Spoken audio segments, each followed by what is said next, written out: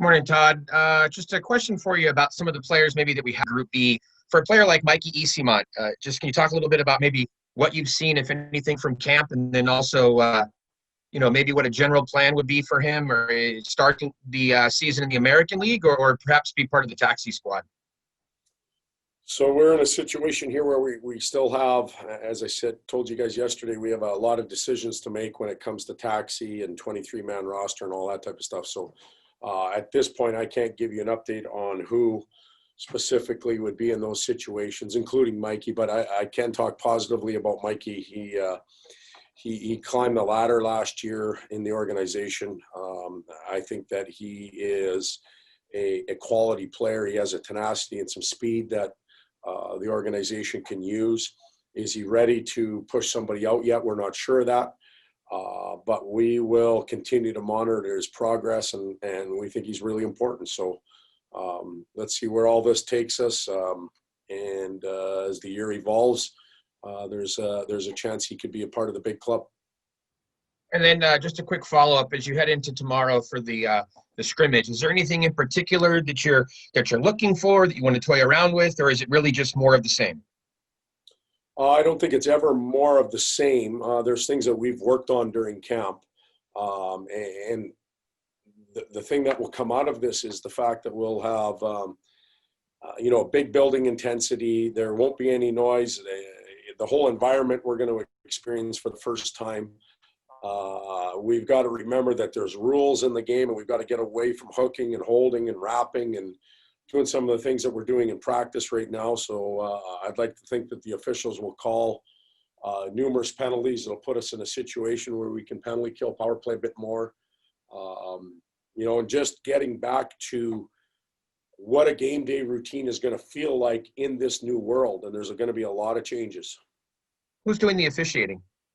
I'm not exactly sure who it'll be, but it'll be professional officials. I don't know who it is yet, but they will have professionals.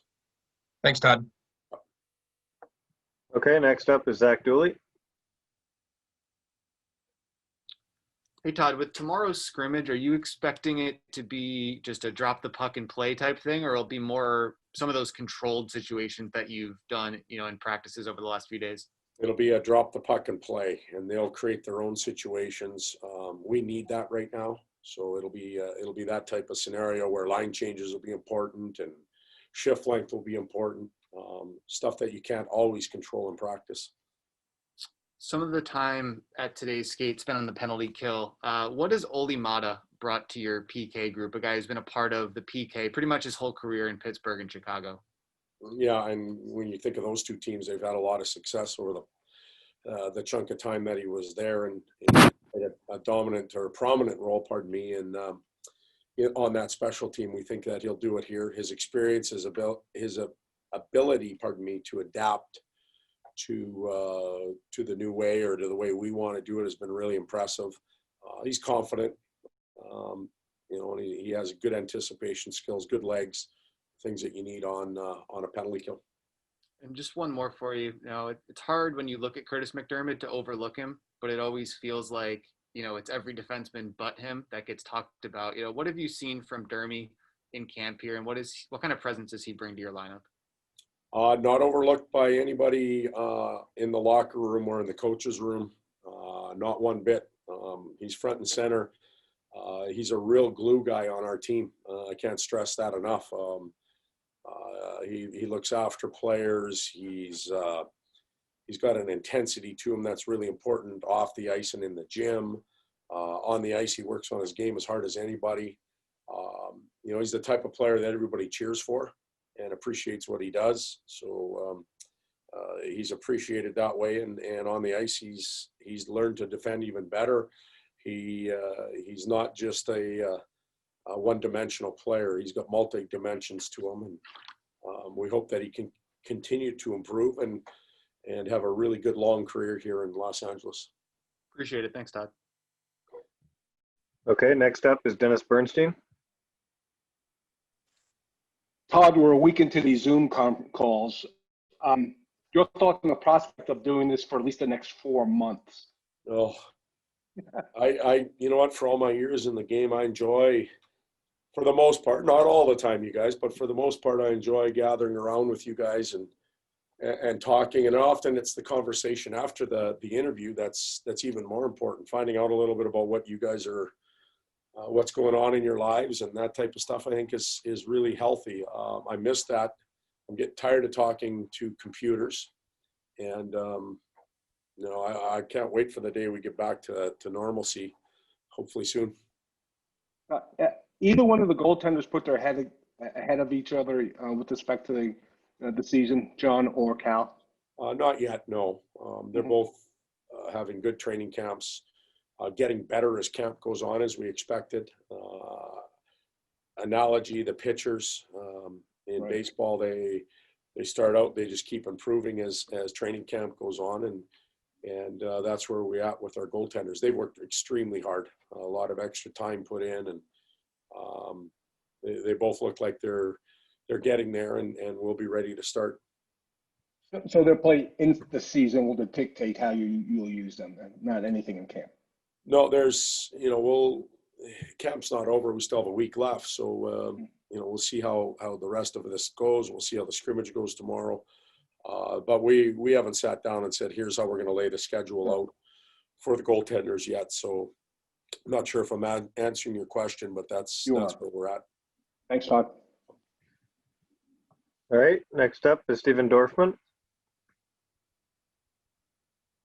Hey, Coach, just to follow up again on the scrimmage tomorrow, are you anticipating 3 periods, 20-minute periods, and then also at the end, would you do 3-on-3 overtime and shootout also? Well, we'll definitely go the full regular season game routine. We're going to have warm-up. We're coming off. We're going to have TV timeouts. We're going to scrape the ice. I want our guys to get back to feeling what the whole rhythm is of a game. We're not just there to play 30 minutes of straight time, 2 halves. We can do that here in our own building. So we're going to try and live it as much as we possibly can for reality. And then there is the potential of overtime and a shootout. We'll consider that when we get nearer the end of the game. Thank you. And are you able to have game entertainment there to pump in the crowd noise that'll be part of the regular season? I know that we're trying to make it as real as possible. And there's still protocol to go with those type of game day operation people. If they're clear and we can do it safely and healthy, then yes, we will. Thank you. Okay, next up is Jim Fox.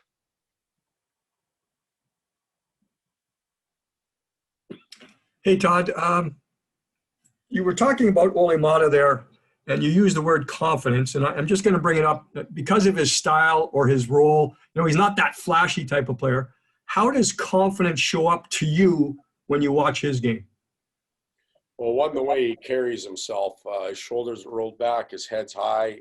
There's no doubt in his game when he goes to make a play, even if it's a mistake, a bad read, he does it with some authority on the ice.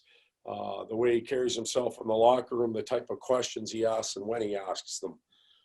There's no fear of speaking up and wondering what you might look like in your teammates' eyes. He has the courage to do that type of stuff. So it's very easy to tell that he's been in the league and won Stanley Cups, just the way he behaves. Thank you. All right, and we're going to finish up here with another one from Zach Dooley. Hey, Todd, some sad news this morning with the passing of Tommy Lasorda. From your time here in LA, so any thoughts on the impact that he's made here on this community?